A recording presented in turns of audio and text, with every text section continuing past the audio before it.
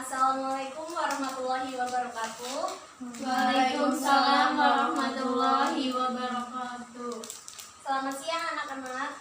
Siang Ibu.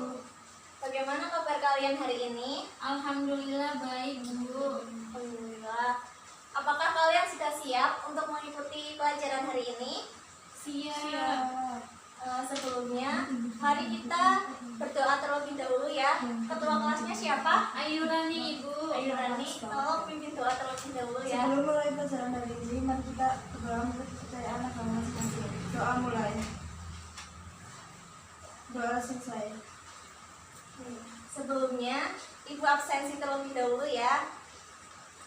Wiwi Yulianti, Hadir Ibu. Ayu Rani, Hadir. Omega, Hadir Bu. Viola Oktaviani, Sakit Ibu. sakit, Valensi Almaas, Izin. nih.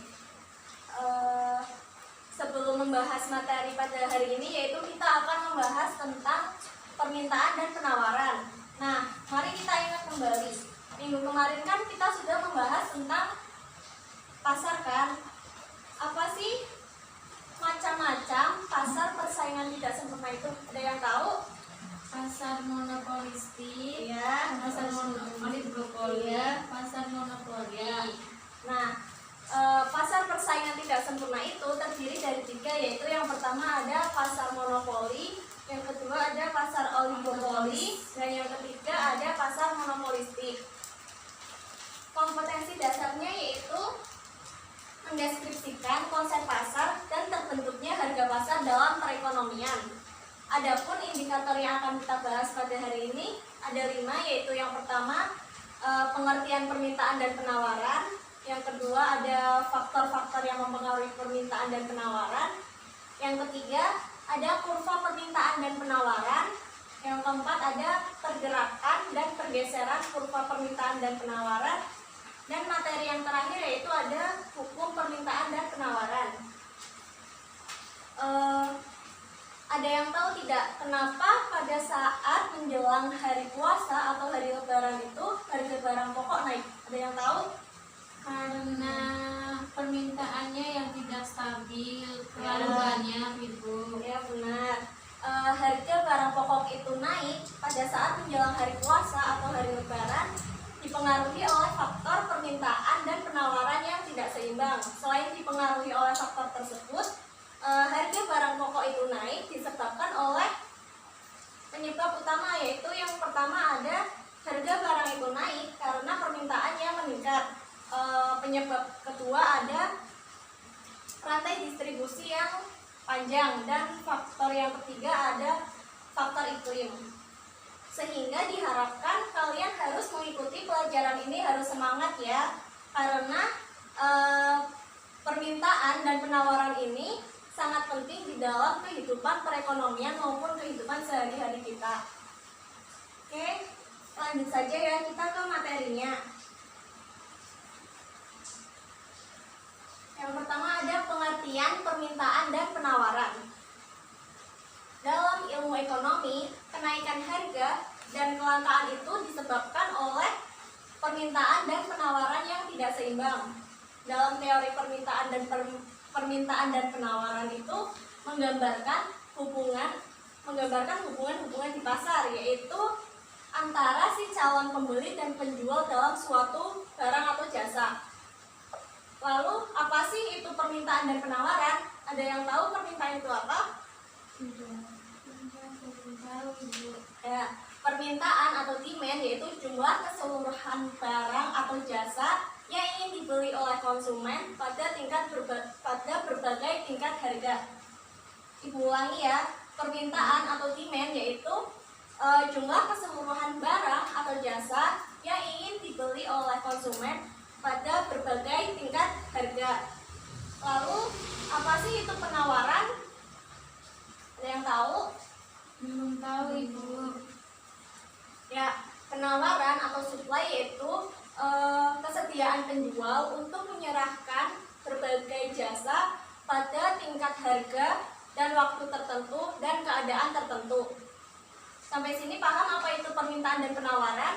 Paham. Ya, kedua ada faktor yang mempengaruhi permintaan. Nah, di sini ada 6 faktor yang mempengaruhi permintaan. Yang pertama ada tingkat harga barang itu sendiri. Apabila harga suatu barang itu semakin murah, maka kecenderungan permintaan terhadap suatu barang itu akan semakin meningkat. Nah, dan juga sebaliknya, apabila suatu harga itu semakin mahal, maka kecenderungan permintaan terhadap suatu barang itu akan semakin menurun. Nah, misalnya pada saat harga beras itu 8.000 per kilo, kemudian naik menjadi 9.000 per kilo. Lalu apa sih yang terjadi dengan permintaan beras tersebut? Naik, ya, karena dia turun.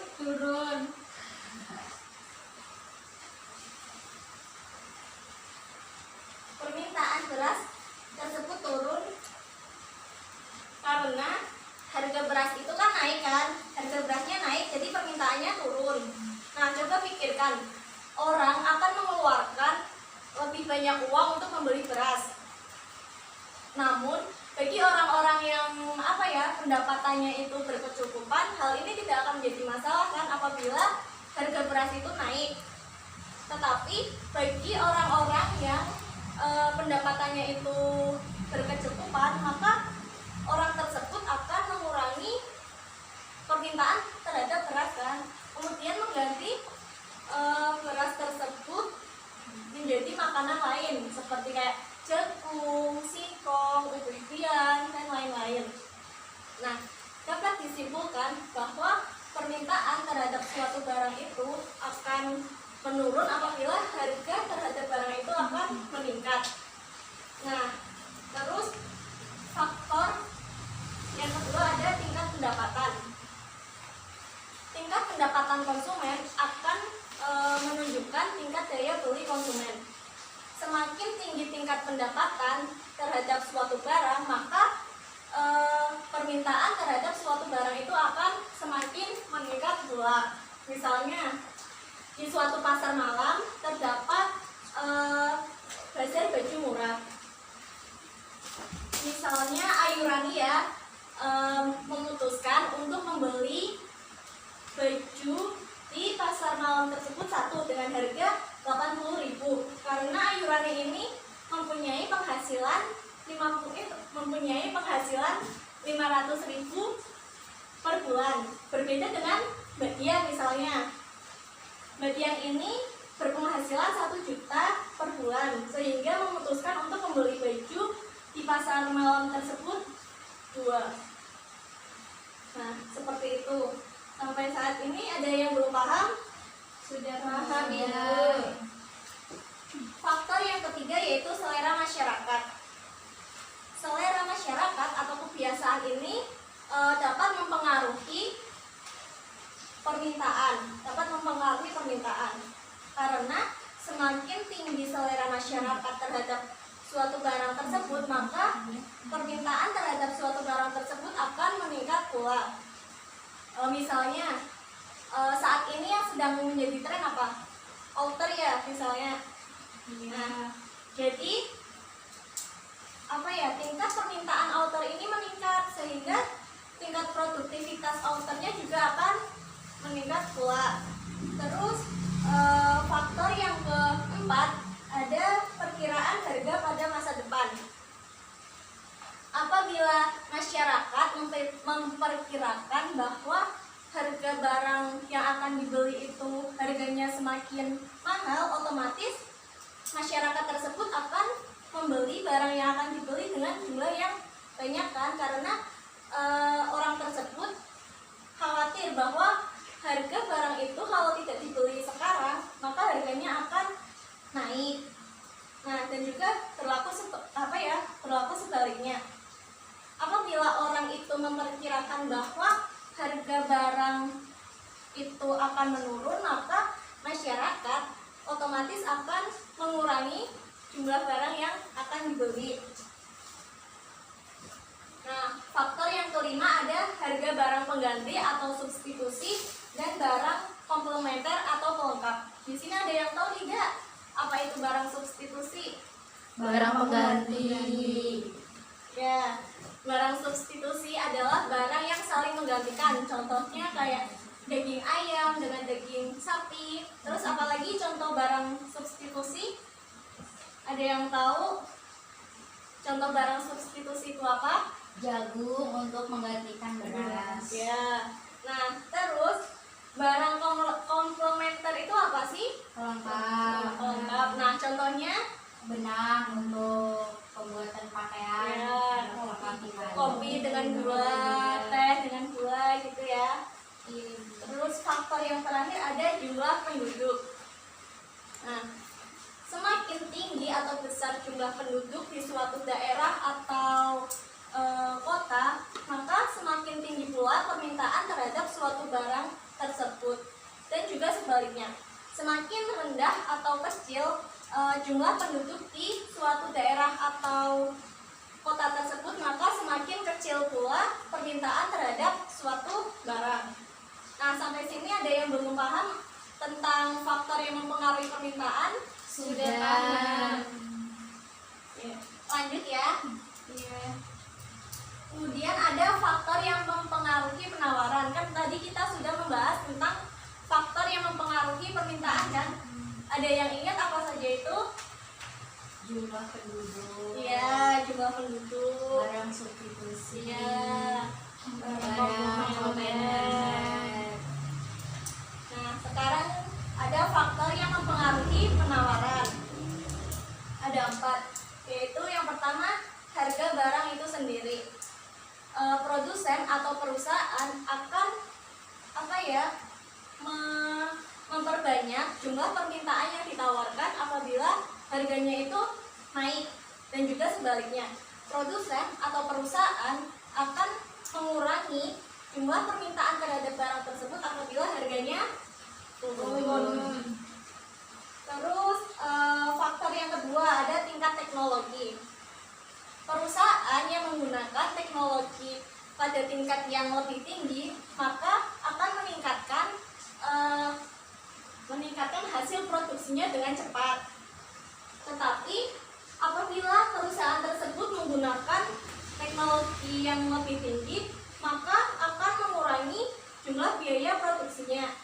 Jumlah biaya produksinya itu akan semakin berkurang.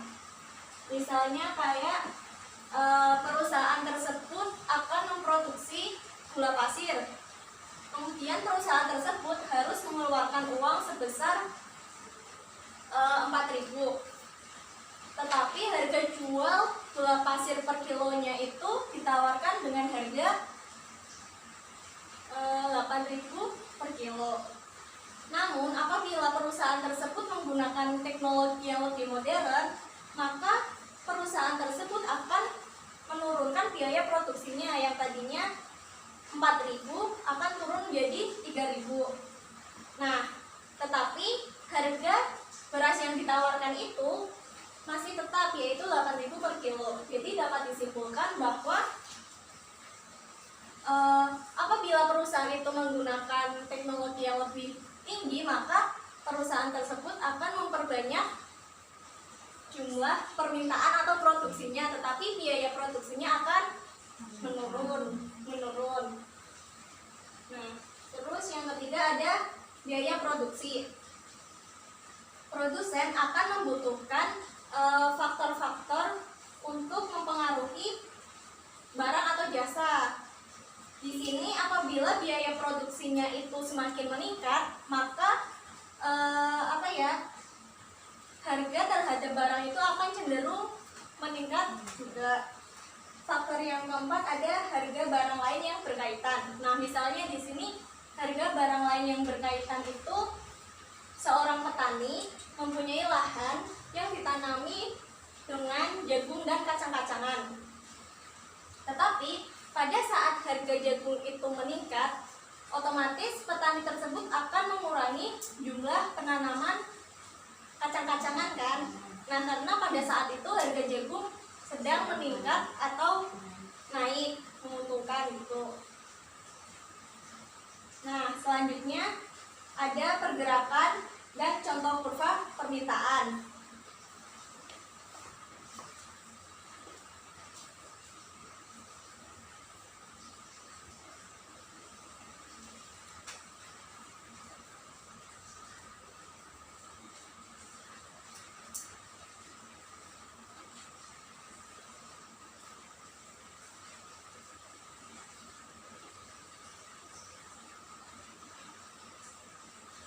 Nah, kurva permintaan seperti ini ya gambarnya. Ada yang tahu tidak apa itu kurva permintaan? Belum tahu. Ya, kurva permintaan adalah kurva atau grafik yang menggambarkan hubungan antara harga dengan jumlah barang yang dibeli. Kurva permintaan ini mempunyai gradien atau kemiringan yang negatif. Artinya slope pada kurva ini yaitu dari sini kan kiri kan, dari kiri atas turun ke kanan bawah. Paham? Paham. Nih. Contohnya misal pada saat harga bakso itu harganya 20.000. Harga bakso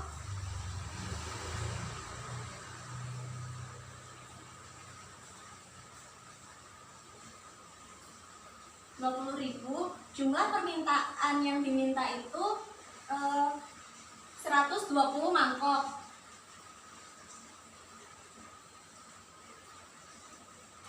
Berarti di titik A sini ya. Ya. Yes. Iya. Berarti sini price berarti berapa? 20.000. Sini 120. 120. Benar. Iya. 120 misalnya. Nah, berarti kan bergeser kan? Dari titik A bergeser ke sini.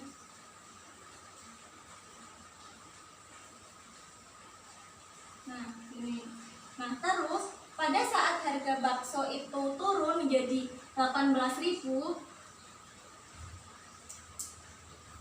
maka jumlah bakso yang diminta itu 140.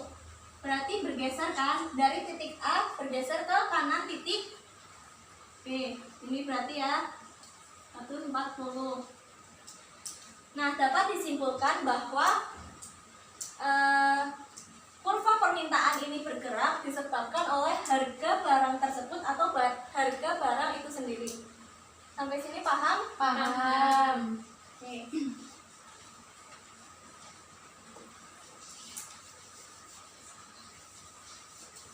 Selanjutnya ada kurva penawaran.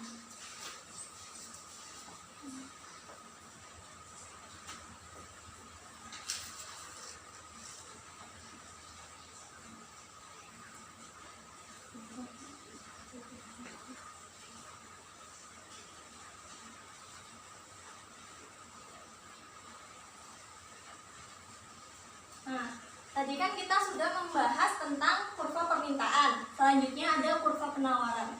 Apa sih itu kurva penawaran? Belum Belum tahu. tahu. Ya, kurva penawaran adalah kurva atau grafik yang menggambarkan hubungan antara harga dengan jumlah barang yang ditawarkan. Kurva penawaran ini kebalikannya dari kurva permintaan, yaitu kurva penawaran ini mempunyai gradien atau kemiringan yang bersifat positif. Kalau permintaan kan tadi negatif, kalau penawaran berarti positif. Nah, artinya pada slope pada kurva penawaran ini dari kiri bawah naik ke kanan atas. Kebalikannya tadi. Iya. Paham tentang kurva permintaan dan penawaran? Paham. Oke. Selanjutnya kita akan membahas soal ya tentang fungsi permintaan dan penawaran.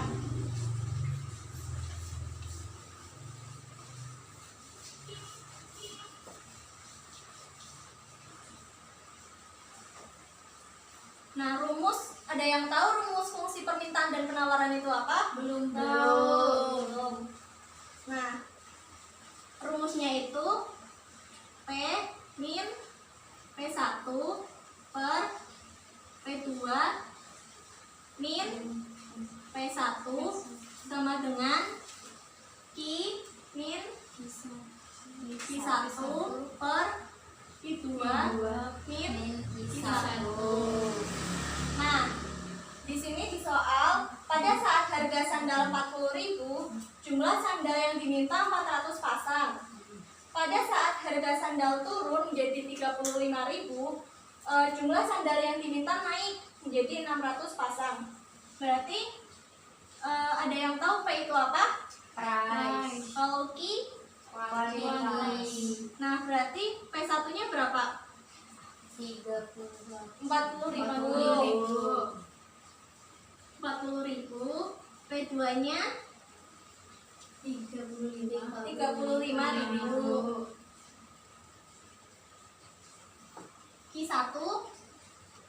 Q1-nya itu 400 ya. 400 pasang. Q2 600 pasang. Nah, tinggal dimasukin rumusnya. P min 40.000 per dibagi 35.000 dikurangi 40.000 sama dengan Q dikurangi min 400 per dibagi 600 dikurangi 400 sama dengan T min 40.000 per negatif 5.000 negatif 5.000 sama dengan Q dikurangi 400 per per 200. 200. Sampai sini paham? Paham. Nah, habis itu perkalian silang ya. Ada yang tahu perkalian silang? Iya Dia tahu. tahu, Bu. Berarti 200p 200p dikurangi ini kali ini 8 juta. 4 juta ya kan 8 juta. juta. 8 juta sama dengan Negatif 5.000 Q. Terus dikurangi 2 ini kali ini 2 juta. Iya, 2 juta. 2 juta. Terus sama dengan berarti ini pindah ruas kan? Kalau Iya. pindah ruas yang tadinya negatif menjadi positif. Berarti 5.000 Q sama dengan ini pindah sini min ya, min 2.000 min 2 2.000 juta. P plus 8 juta plus ini ya 2 juta. 2 juta. Terus ini turun ya, Iya, ini sama ini dengan min 200 min 200 P plus 10 juta. 10 juta per 5.000 Q. Nah, terus permintaannya itu berapa? Ini bagi ini berapa? Ini bagi ini min 0,04 P plus 2.000 2.000 plus 2 juta. 2 juta. 2 juta. Nah, ini berarti ini fungsi permintaannya, Iya. hasilnya. Sampai sini paham? Paham. Ibu hapus ya. Iya.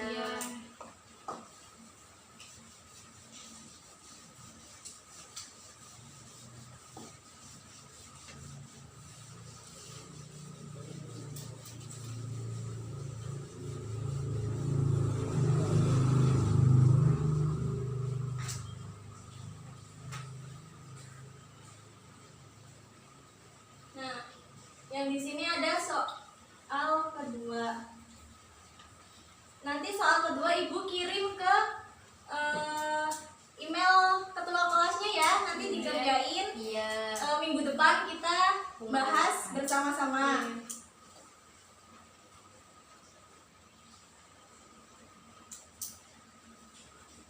Nah, materi yang selanjutnya ada pergeseran kurva permintaan dan penawaran.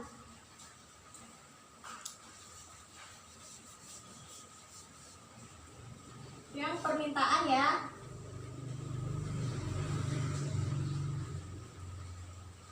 Nah, contohnya di sini permintaan itu pendapatan. Apabila pendapatan masyarakat itu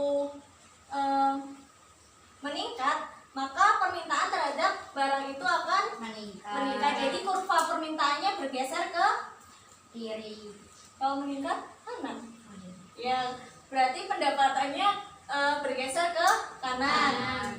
Nah, apabila pendapatan masyarakat tersebut turun, maka otomatis permintaan terhadap barang tersebut akan turun juga kan. Berarti kurvanya bergeser ke kiri. Ke kiri. Berarti sini ya. Iya. Sampai sini paham? Paham. Terus yang selanjutnya ada pergeseran kurva penawaran. Kurva penawaran gini ya. Kebalikannya kayak kurva permintaan. Contohnya teknologi. Apabila teknologi pada perusahaan itu meningkat, maka jumlah produksinya akan meningkat juga. Maka akan bergeser ke kiri, kanan. Terus kalau menurun Akan ke ke kiri. Sampai sini paham? Paham. Pergerakan ini Sudah. selanjutnya materi yang terakhir ada hukum permintaan dan penawaran. Nah, hukum permintaan menyatakan bahwa hubungan antara tingkat harga dan jumlah barang yang diminta berbanding terbalik. Apabila semakin tinggi harga permintaannya, maka semakin turun harganya. Apabila harganya turun, maka akan semakin tinggi permintaannya. Selanjutnya ada hukum penawaran. Hukum penawaran menjelaskan hubungan antara tingkat harga barang dan jumlah barang yang ditawarkan. Berarti perusahaan itu akan menaikkan jumlah produksi yang ditawarkan apabila harga suatu barang itu akan meningkat juga, dan juga sebaliknya. Ya, sampai sini materi kita. Ada yang mau ditanyakan tentang Tidak. permintaan dan penawaran? Tidak, Bu. Sudah. Jelas, Ibu. Nah, sebelum kita mengakhiri pelajaran hari ini, Ibu akan ngasih tugas ke kalian tentang soal permintaan dan penawaran. Nanti Ibu kirim ke email ketua kelas ya. Baik, Ibu. Nah, kemudian minggu depan kita kumpulkan dan dibahas bersama-sama. Sebelum mengakhiri kegiatan pelajaran hari ini, sebaiknya kita berdoa terlebih dahulu menurut agama dan kepercayaan masing-masing. Berdoa dimulai.